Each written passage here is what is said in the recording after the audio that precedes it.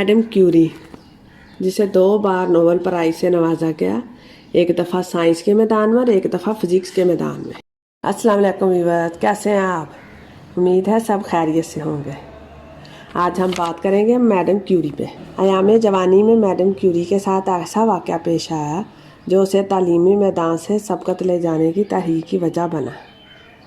उस वक्त madam Curie की उम्र 19 साल थी। पोलैंड के एक अमीर घराने ने अपनी 10 साला बच्ची की तालीम के लिए मैडम क्यूरी को चुना। उसी दौरान उस घराने का बड़ा लड़का त्यौहार मनाने के लिए आया। उसको मैडम क्यूरी बहुत अच्छी लगी। उसने अपनी माँ से शादी का कहा। माँ ने लड़के के बाप को भी अपने साथ मिला लिया और जालिम समाज के रूप में सामने आई। हाँ, ये तो गल ठीक है। जिस तरह ਵੀਵਰ ਸਾਡੇ ਅੱਜ ਕੱਲ੍ਹ ਡਰਾਮੇ ਚੱਲਣ ਰਹੇ ਨੇ ਨਾ, ਇਹਨੂੰ ਵੇਖ ਵੇਖ ਕੇ ਤੇ ਘਰਾਂ ਦੇ ਹੋਰ ਹਾਲਾਤ ख़राब होण डे ने। जिस तरह हो गया सस हो गई, नौं हो गई, जिस तरह ननान भरजाई का हो गया रिश्ता, इन्हां ड्रामिਆਂ ਦੀ वजह तो बहुत ख़राब ਹੁੰਦਾ। ਤੇ 1-2 ਚੈਨਲ ਜਿਹੜੇ ਅੱਛੇ ਨੇ ਕਿ ਦਿਖਾਉਣ ਡਏ ਨੇ, ਬਾਕੀ ਸਭ ਹੀ ਇੱਕੋ ਜਿਹੀ ਸਟੋਰੀ ਦਿਖਾਉਂਦੇ ਨੇ। ਤੇ ਸਾਨੂੰ ਚਾਹੀਦਾ ਕਿ ਅਸੀਂ ਇਹਨਾਂ ਨੂੰ ਮੱਤ ਵੇਖੀਏ। ਇਹਨਾਂ ਦੀ ਵਜ੍ਹਾ ਨਾਲ ਸ਼ੱਕੋ ਸ਼ੁਬਾਹਤ, ਲੜਾਈਆਂ ਝਗੜੇ ਘਰਾਂ 'ਚ ਬਹੁਤ ਹੁੰਦੇ ਨੇ। ਸਾਡੇ ਬੱਚੇ ਇਹਨਾਂ ਨੂੰ ਵੇਖਦੇ ਨੇ ਤੇ ਫਿਰ ਉਹ ਕੀ ਸਿੱਖਣਗੇ, ਉਹਨਾਂ ਦਾ ਕੀ ਮਕਸਦ ਹੋਏਗਾ। ਕਿਸੇ ਰਿਸ਼ਤੇ ਨੂੰ ਵੀ ਉਹ ਅੱਛਾ ਨਹੀਂ ਸਮਝਣਗੇ ਤੇ ਸਭ ਨੂੰ ਸ਼ੱਕ ਦੀ ਨਜ਼ਰ ਨਾਲ ਵੇਖਣਗੇ, ਸਭ ਨੂੰ ਬੁਰਾ ਹੀ ਸਮਝਣਗੇ। ਇਹ ਤਾਂ बहुत बुरी गल है ना। ये तो टीवी चैनल ਨੂੰ ਵੇਖਣਾ चाहिए। उसकी माँ चाहती थी कि उसकी बहू गरीब ना हो और घर की मुलाजमा भी ना हो। मैडम क्यूरी ने अपनी शादी का ख्याल दिल से निकाल दिया। वो इसलिए कि उसके सास ने, होने वाली सास ने और उसके बाप ने मिल के उसके साथ बहुत ज़्यादती की और उसे बुरा भला कहा। फिर मैडम क्यूरी ने अपने दिल से शादी का निकाल दिया ख्याल और पढ़ाई के लिए पेरिस चले गई और पेरिस में साइंस की यूनिवर्सिटी में दाखिला ले लिया। मैडम क्यूरी को हर वक्त पढ़ने में मसरूफ़ रहती थी। वो घर के काम काज को वक्त का ज़िया समझती थी। उसके पास खाने को कुछ ना होता था। उसकी सारी जमा पूंजी अपनी तालीम पर ख़र्च हो रही थी। उसके ख़र्चे में यूनिवर्सिटी के ख़र्च के अलावा अपना ख़र्चा भी था। वो 4थी मंजिल पर एक कमरे में रहती थी। लाइट भी नहीं थी, गैस भी नहीं थी। सख्त सर्दी के दिनों में वहाँ रहना बहुत मुश्किल था। खुद को गर्म रखने के लिए आधे कपड़े चारपाई पर बिछा लेती थी और आधे कपड़े अपने ऊपर बिछाकर ऊपर चेयर रख लेती थी कि शायद इसके दबाव की वजह से सर्दी का एहसास ना हो।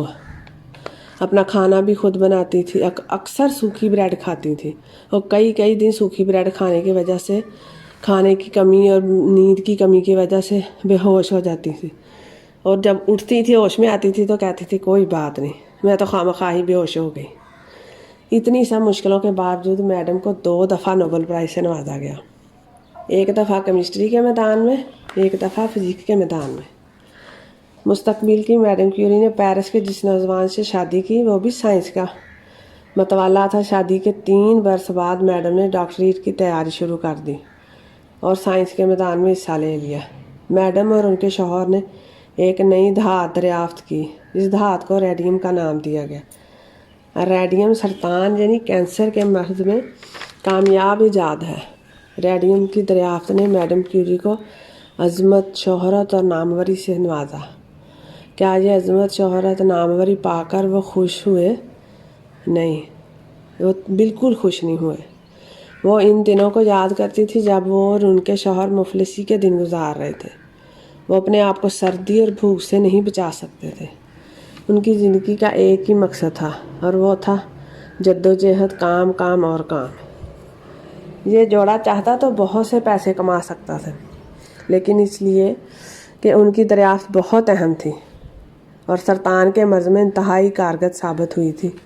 वो अपनी दरियाफ्त को दवा साज कंपनियों के हाथों बेच सकते थे और अपना मुस्तकबिल महफूज बना लेते, लेकिन उन्होंने दौलत की परवाह न की और इंसानी खिदमत को तरजीह दी।